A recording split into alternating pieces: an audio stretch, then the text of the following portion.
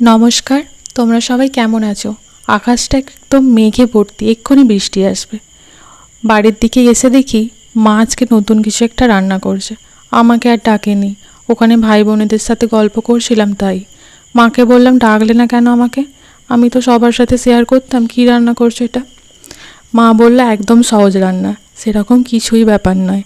আমি বললাম কী রান্না করছো? মা বললো ডিমের পাতুরি, সর্ষে বাটা, পোস্ত বাটা, কাঁচা লঙ্কা, পেঁয়াজ কুচি, পরিমাণ মতো লবণ, মশলা, ঘরোয়া যে মশলাগুলো থাকে সেইগুলোই দিয়ে এসে বললো, আর কিছুটা নারকেল বাটা দিয়ে সেদ্ধ ডিমের মধ্যে মাখিয়ে কলা পাতার মধ্যে ভাপে দিয়েছিল কিছুক্ষণ।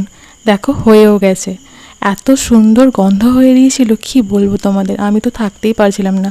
মাকে বললাম দাও আমি টেস্ট করে দেখি কেমন হয়েছে। মা বলল খেয়ে দেখ, আমরা আগে খেয়েছি, খুব ভালো খেতে, সত্যি দারুণ দারুণ খেতে হয়েছিল। চলো আজ তাহলে আসি।